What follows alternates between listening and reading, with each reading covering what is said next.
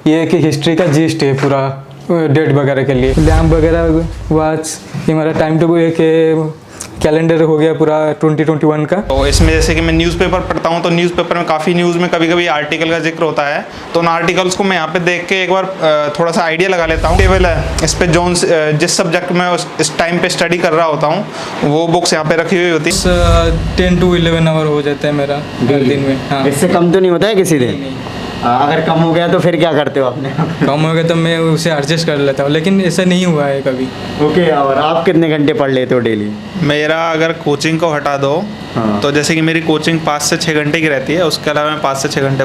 Hello everyone, welcome to स्टूडेंटो। So अभी मैं हूँ पटेल नगर में, जो कि ओल्ड राजेंद्र नगर से 2.5 किलोमीटर दूर है। आप लोगों के कमेंट थे कि आप पटेल नगर में जाकर वीडियोस बनाइए, क्योंकि यहाँ पर सस्ते रूम, पीजी, फ्लैट्स वगैरह मिल जाते हैं। तो अभी मैं एक बॉयज़ पीजी में हूँ। यहाँ पर दिखाएंगे कि क्या क्या फैसिलिटीज़ मिलती हैं बॉयज़ पीजी में। यहाँ पर मोस्ट ऑफ द वो स्टूडेंट्स रहते हैं जो ओल्ड राजेंद्र नगर में कोचिंग्स वगैरह करते हैं, और वो यहाँ पर रहते हैं, क्योंकि ये एरिया जैसे कि मुखर्जी नगर के पास नेहरू विहार, गांधी विहार और संत नगर एरिया जैसा होता है, तो ये ओल्ड राजेंद्र नगर के लिए पटेल नगर सेम उसी तरीके से है। यहाँ पर आपको सस्ते रूम, पीजी, फ्लैट्स वगैरह मिल जाते हैं। तो आज हम इस पीजी की डिटेल बताएंगे कि यहाँ पर किस तरीके की फैसिलिटीज़ दी जाती हैं और क्या इन्वायरमेंट है। तो अभी तक आप अपने चैनल को सब्सक्राइब नहीं किया तो चैनल को सब्सक्राइब कर लीजिए, इस वीडियो को लाइक करें, एंड आपके जो भी क्वारीज होते हैं आप हमें इंस्टाग्राम एंड फेसबुक पर मैसेज कर सकते हैं।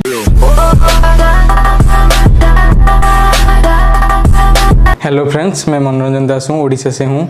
मैं मेरा रूम के बारे में कुछ बताना चाहता हूँ।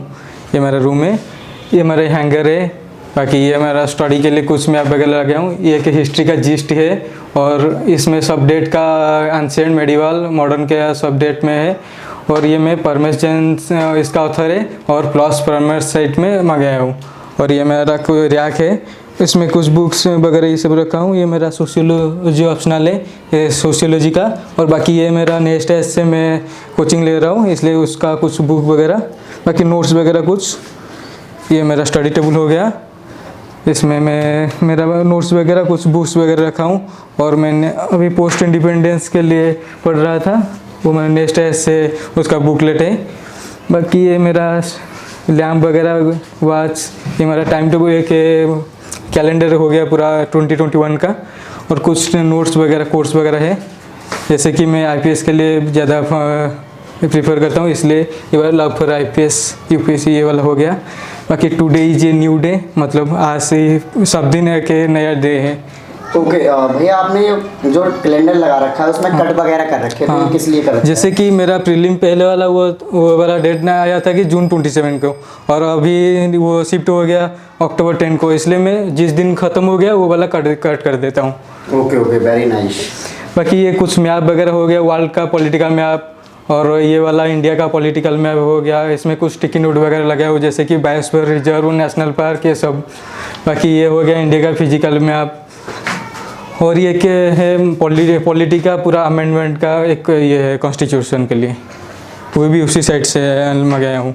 और ये मेरा बेड हो गया, बाकी ये एक्सटेंशन कार्ड वगैरह, ये मेरा टेबल हो गया। और ये कबर्ड है, इसमें कुछ सामान रखा हूँ मैं, ये देख लीजिए, कुछ सामान रखा हूँ। बाकी ये मेरा बालकोनी हो गया, बालकोनी वगैरह इसमें ये है। और ये दूसरा बेड है, बाकी इसमें ये पहले वाला लगाया था वर्ल्ड का पॉलिटिकल मैप और वर्ल्ड का फिजिकल मैप। मेरा बुक्स के बारे में कुछ बताना चाहता हूँ, जैसे कि इंडियन पॉलिटिकल लक्ष्मीकांत का बुक है। इसमें मैं नोट्स वगैरह इसमें हाईलाइट करके रखता हूँ मैं, बाकी इसका कोई नोट वगैरह नहीं बनाता हूँ। और ये कुछ है जैसे कि हाईलाइट वगैरह हाईलाइट कर रखा है, तो किस लिए कर जैसे कि कुछ पूरा इंपॉर्टेंट है, आर्टिकल वगैरह कुछ ये वगैरह, इसलिए हाईलाइट वगैरह ये करके रखा हूँ। और जैसे कि ये हो गया फंडामेंटल राइट्स का हो गया, सेंटर से स्टेट रिलेशन का हो गया, कुछ स्टिकी नोट वगैरह लगाए रखा हूँ।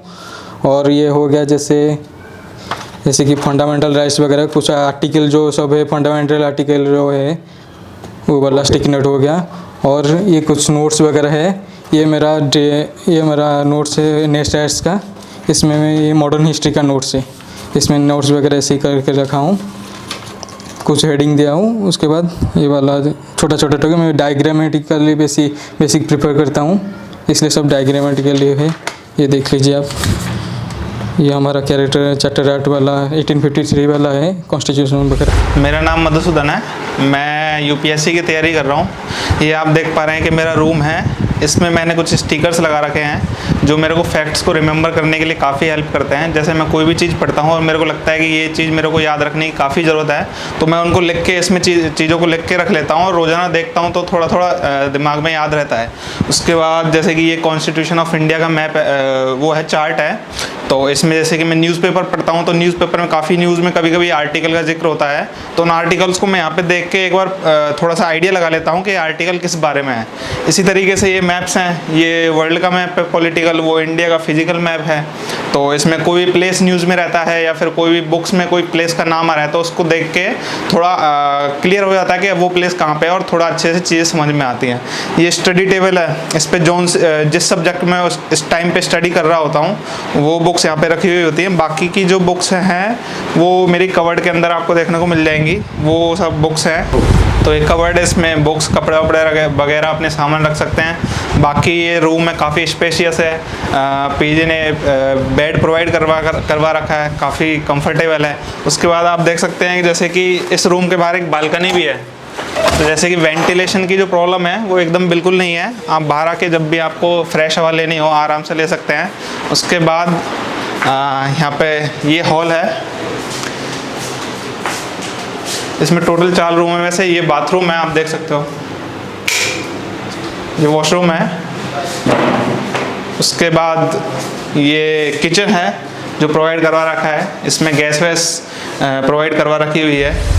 सबसे पहले आप अपना नाम बताइए और आपका एजुकेशन बैकग्राउंड का है क्या है? मेरा नाम मधुसूदन है, मैंने बीटेक किया है भुवनेश्वर से और मैं राजस्थान का रहने वाला हूँ। ओके, सो राजस्थान से हो आप, और आपका नाम क्या है, आप कहाँ? मैं मनोरंजन दास हूँ, भुवनेश्वर से बीटेक किया हूँ इलेक्ट्रिकल इलेक्ट्रॉनिक्स इंजीनियरिंग से, और मैं उड़ीसा से हूँ।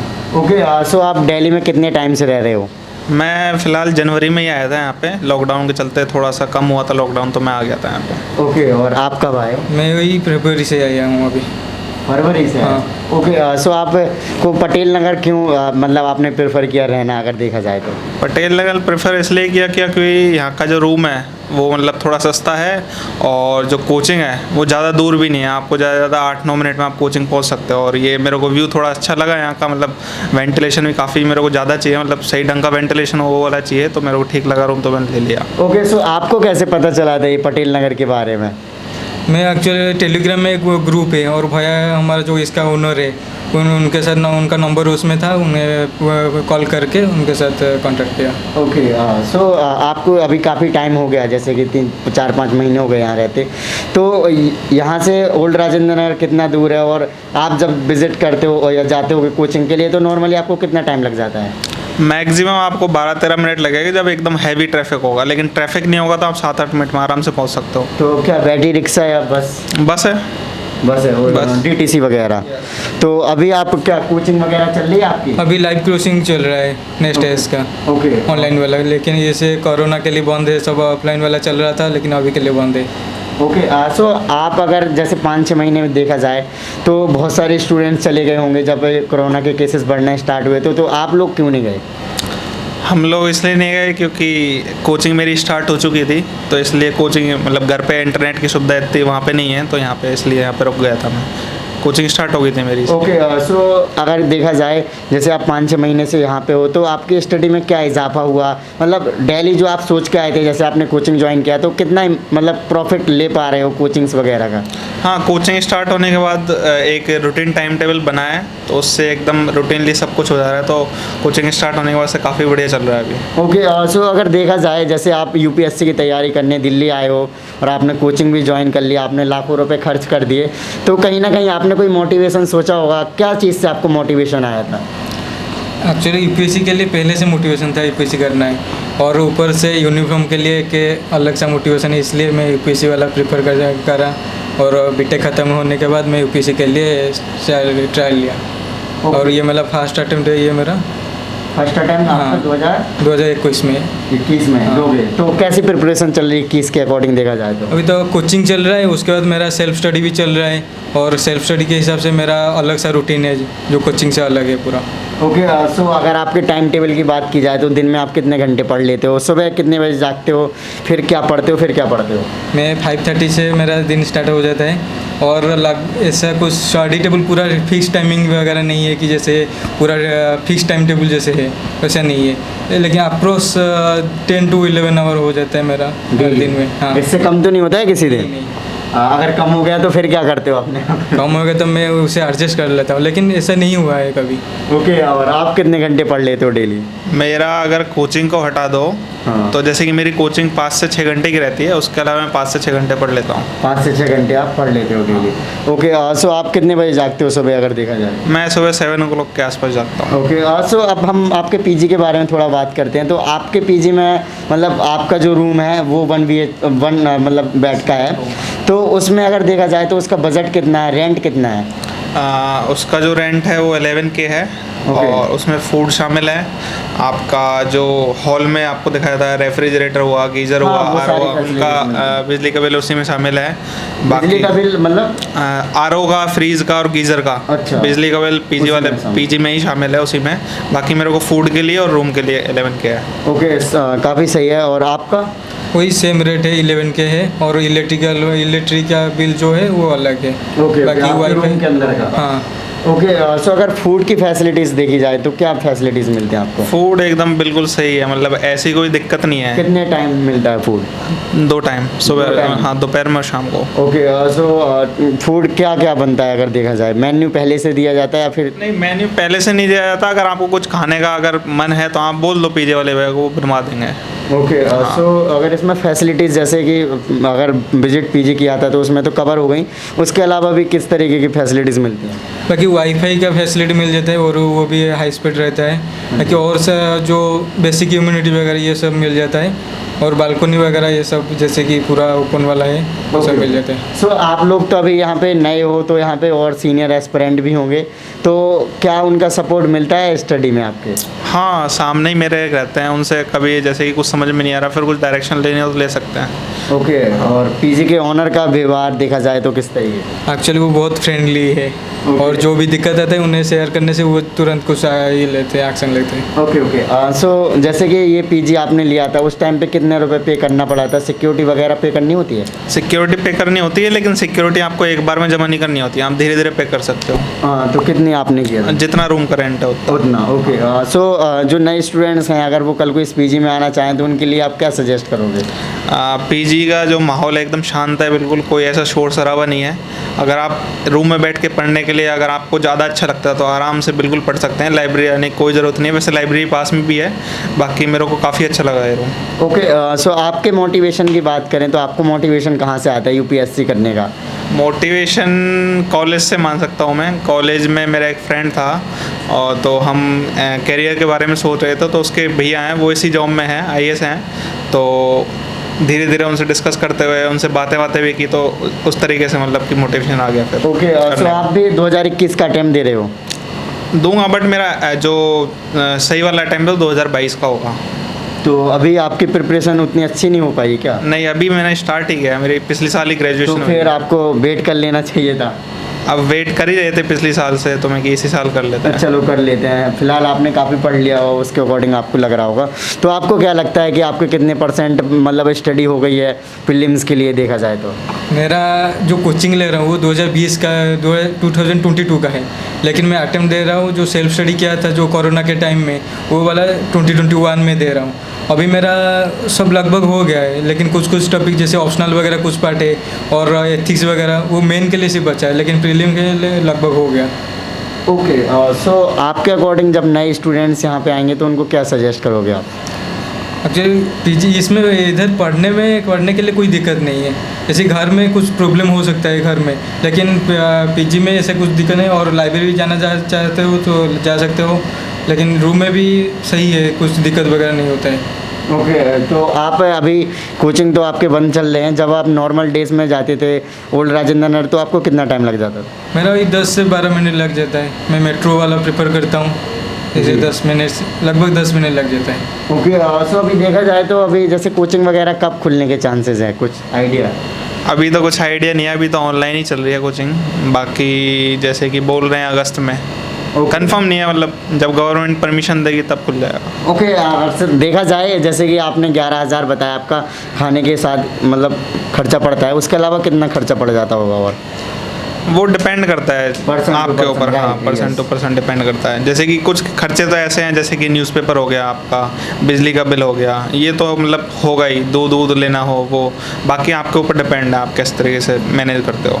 ओके, सो लास्ट में आप कोई ऐसी कोई बात है जो शेयर करना चाहते हो, आपको लगता है जो नए स्टूडेंट्स हो उनको लिए ज़रूरी है, जैसे कि उनको कोचिंग ज्वाइन करना चाहिए तो क्या बातों का ध्यान रखना चाहिए?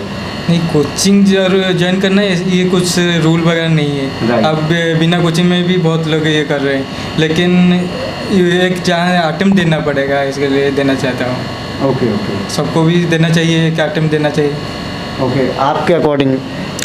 मेरे हिसाब से सबसे बड़ी सलाह ये है कि अगर आप इसकी तैयारी करने आ रहे हैं तो पूरा छानबीन करके आइए, जी, ये है।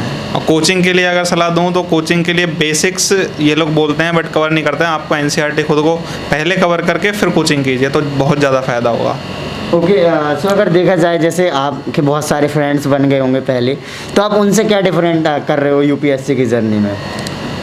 उनसे डिफरेंट कुछ नहीं है, एक नॉर्मल जो अप्रोच होती है वही अप्रोच अगर आप फॉलो करोगे तो हो जाएगा। मतलब जैसे कि कंटिन्यूटी पढ़ाई हो गई, ये यूनिवर्सल अप्रोच है, कंटिन्यूटी रखनी पड़ेगी, आपको हार्ड वर्क करना पड़ेगा बिल्कुल एकदम, तो वो वाली अप्रोच ही मैं अपना रहा हूँ अभी। ओके, सो भैया सबसे पहले आप अपना नाम बताइए। मेरा नाम सुखदेव ठाकुर है। ओके, सो आप कितने टाइम से पीजी चला रहे हो? मेरे को इस लाइन में 6 साल हो गए। ओके, सो आपकी पीजी की बेसिकली अगर फैसिलिटीज़ को बारे में बात की जाए तो क्या क्या फैसिलिटीज़ आप देते हो? फैसिलिटीज़ हम जो बेसिक नीड होती है स्टूडेंट को, जैसे कि सबसे पहले तो उनको रूम अच्छा चाहिए।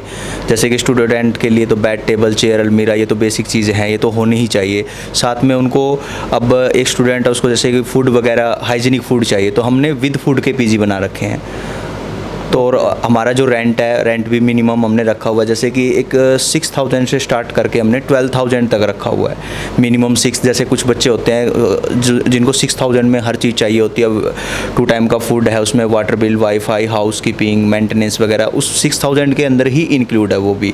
और सेम ऐसे ही 12,000 में है, जिस हिसाब से वो रूम की डेकोरेशन पे डिपेंड करते हैं, लोकेलिटी पे डिपेंड करते हैं। बाकी उसमें कोई फैसिलिटीज़ में कोई डिफरेंस नहीं है, फैसिलिटी सेम मिलेगी बच्चे को, चाहे वो 6,000 का हो चाहे 12,000 का हो। सो भैया अगर बात की जाए जो स्टूडेंट्स दिल्ली आते हैं और जिनका बजट कम होता है तो वो आपके पीजी में 6,000 से स्टार्टिंग कर सकते हैं। बिल्कुल बिल्कुल। और भैया जैसे नए स्टूडेंट जब आते हैं तो उनको क्या क्या मतलब सिक्योरिटी के में कितना पे करना होता है? देखो, हमने सिक्योरिटी के लिए तो ऐसा अभी जैसे लॉकडाउन था, बीच में बहुत ज़्यादा प्रॉब्लम आ गई थी बच्चों को फाइनेंशियली, तो हमने सिर्फ रेंट रखा था और सिक्योरिटी में हमने ऑप्शन दे दिए थे बच्चों को कि वो हर महीने 1,000 करके पे कर सकते हैं।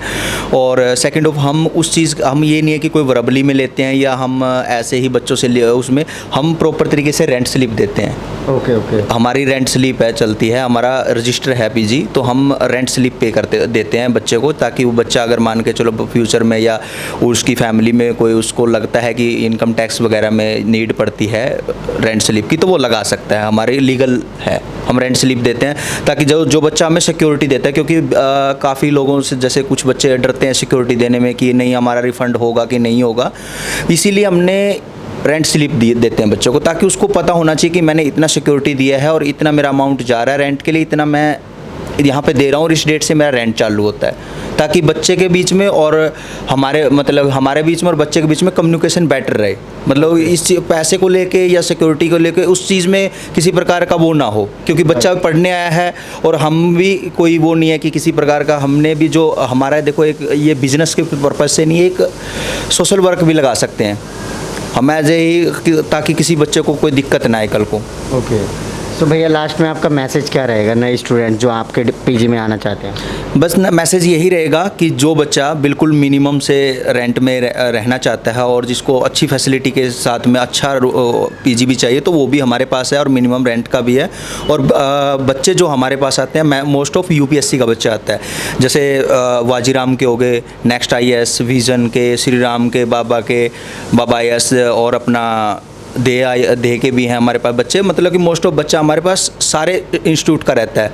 तो बच्चे को एक मोटिवेशन प्लस उसको एक गाइडलाइंस भी मिलती है। जैसे कि वाजीराम का बच्चा है, अब एक बच्चा अभी जो फ्रेशर आया है, मान के चलो नेक्स्ट IAS का वाजीराम का, वो लॉन्ग टाइम से उसने प्रिपरेशन कर रहा है, तो वो उससे एक गाइड भी मिल गया, प्लस उसको नोट्स वगैरह में भी हेल्प मिल गई, प्लस उसको एक चीज़ के बारे में पता भी चल गया कि इस इंस्टीट्यूट में इतने में ये टीचर बहुत अच्छा है, इसके नोट्स पढ़ने से ये चीज़ हमें बेनिफिट मिलता है। तो क्योंकि स्टूडेंट को वही चाहिए होता है, एक लाइब्रेरी का और एक मोस्ट ऑफ चीज़ बताना चाहते, जैसे हमारे जो PG में रहते हैं बच्चे, वो लाइब्रेरी नहीं जाते, वो रूम पे ही पढ़ाई करते हैं जी। क्योंकि हमारे यहाँ पे माहौल मिलता है बच्चे को पढ़ने के लिए, क्योंकि उसको लाइब्रेरी जाने की नीड ही नहीं है जी। ओके, बिल्कुल साइलेंट रूम है हमारे, और बच्चे सारे UPSC के, तो उनको कोई प्रॉब्लम फेस नहीं होती, वो आपस में डिस्कशन वगैरह कर लेते हैं। ओके, थैंक यू भैया। सो गाइस, मैंने इस PG की पूरी डिटेल आपको शेयर की। यहाँ पे स्टूडेंट्स भी रहते हैं, उनके साथ भी बात किया, काफ़ी अच्छे से वो स्टडी वगैरह कर रहे हैं, तो उन्होंने अपने स्टडी को भी टाइम टेबल हो गया, स्ट्रेटजी को भी शेयर किया। सो आई होप आपको ये वीडियो अच्छी लगी होगी, और इस PG का कॉन्टैक्ट डिटेल वगैरह मैंने वीडियो के डिस्क्रिप्शन में दे रखा है। अगर आप ये PG लेना चाहते हो तो उनसे डायरेक्ट बात कर सकते हो। सो अभी तक आपने चैनल को सब्सक्राइब नहीं किया, चैनल को सब्सक्राइब कर लीजिए, इस वीडियो को लाइक करें, एंड आपके जो भी क्वारीज होते हैं आप मुझे इंस्टाग्राम एंड फेसबुक पर मैसेज कर सकते हैं। इन सभी के लिंक वीडियो के डिस्क्रिप्शन में। जय हिंद।